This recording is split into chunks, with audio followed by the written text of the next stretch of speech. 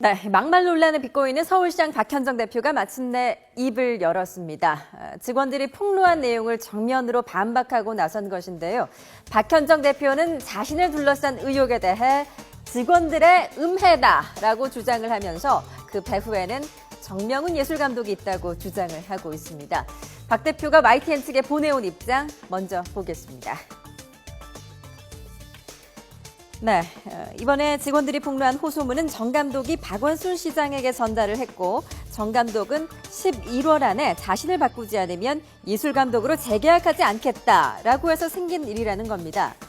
그리고 박 시장이 어떤 해명의 기회나 사실 확인 절차 없이 11월까지 그만두라고 했고 자신은 시의회 회계인이 마무리만 하겠다고 했지만 왜 그리 억지를 부리시냐면서 박 시장이 나갔고 그 이후에 이런 자료가 언론에 보도됐다는 게 박 대표의 주장입니다. 그러면서 정 감독이 서울시장을 사조직처럼 운영해 왔다는 내용을 폭로를 했고요. 이번 사태를 자신과 재계약하고 싶어하지 않는 정명훈 감독과 정명훈 감독을 꼭 잡고 싶어하는 박 시장의 합작품이다라고 말을 했습니다. 2년 전 서울시장 대표로 오기 전에는 두 분과 일면식도 없었다. 그런데 이제 두 분 모두 자신이 필요 없어진 게 아니냐면서 서운함도 표시를 했습니다. 박현정 대표의 말을 직접 들어보시죠. 임기는 다 채우실 거죠, 대표님?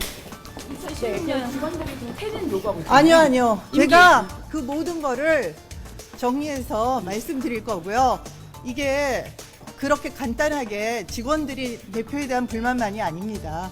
그럼 이 자료는 이미 10월 중하순으로 알고 있는데 정명훈 예술감독이 박원순 서울시장한테 전달한 자료로 알고 있어요. 네, 박현정 대표 자신을 둘러싼 논란에 대해 정명훈 예술감독과의 갈등의 뿌리가 있다면서 정 감독에게 공격의 화살을 돌렸습니다. 진실 공방에서 더 나아가 박 대표와 정명훈 감독 사이에 불화설로 비화되고 있는 양상입니다. 네, 정명훈 감독은 잘 아시다시피 피아니스트이자 세계적인 지휘자로 지난 2006년 서울시장 예술감독으로 취임했습니다. 이후 서울시장의 음악적 성장에 절대적인 역할을 했다는 평가를 받았는데요. 이달 말로 임기가 끝납니다. 지난달 티켓 판매를 시작한 2015년 서울시장 공연 스케줄에서 정 감독이 총 9개 공연에서 지휘를 맡는 걸로 돼 있지만 서울시장은 정 감독과의 재계약을 확정짓지 못하고 있습니다. 이런 가운데 박현정 대표의 막말 파문을 비롯한 정 감독과의 불화설이 제기된 것입니다. 그동안 서울시장 경영은 박 대표가 맡았고 또 예술과 관련된 부분은 정 감독이 맡아왔는데요. 직원들의 불만이 정 감독의 귀에 들리자 정 감독이 박 대표에게 이 같은 경영 방식을 자제할 것을 말했고 박 대표가 언짢아하면서 두 사람 간 갈등이 불거졌다는 게 서울시 의회 관계자의 전언입니다. 서울시도 오늘 입장을 밝혔는데요. 박현정 대표가 지난달 서울시에 먼저 사의를 표명했다가 뒤늦게 번복을 했다는 것입니다. 박원순 시장이 정명훈 감독으로부터 탄원서를 전달받은 건 지난 10월 14일이었고요. 이후 사안의 심각성을 인지하고 조사와 법률 검토를 지시했다고 밝혔습니다.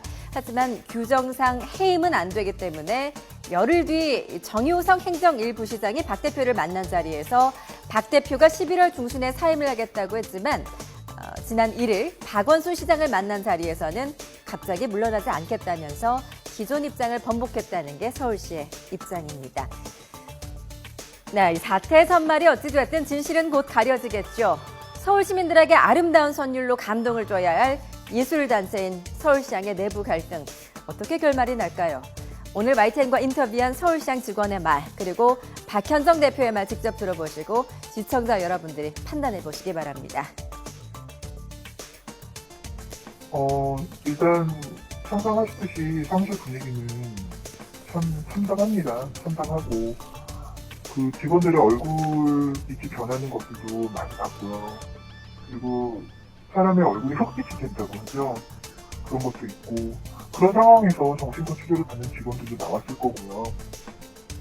의사소통을 하자 이렇게 말씀을 드려도 그러니까 들으시는 것 같긴 한데 근데 그게 적용이 되는 것 같지 않더라고요. 왜냐하면 그렇게 이제 말씀을 드리면 그 사람만 또 집중적으로 불러다가 계속 이제 정말 피폐해질 때까지 질문을 하고 또 언어적으로 이렇게 힘들게 하고 당신이 원하는 답이 나올 때까지 이게 질문을 해서 괴롭히고 그 답을 들어야만 하는 그런 일들이 또 반복이 되다 보니까 당사자한테 들었고요.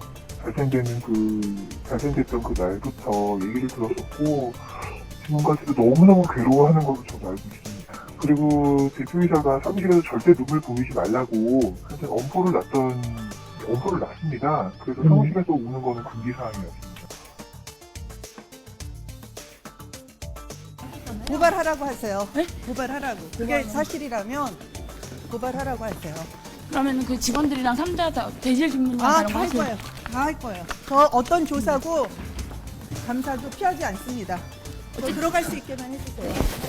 제가 살아온 20년, 서울에 와서 근무했던 20년, 제가 다녔던 회사, 제 전 직장 동료, 부하 직원 전부 좀 취재 좀 해주세요. 제 뒷조사 해주세요. 제가 정말 어떤 사람인지 뒷조사를 더 먼저 하세요. 고소하실 계획은 당연히 있으시죠? 그쪽이요. 정리가 되면 당연히 해야죠.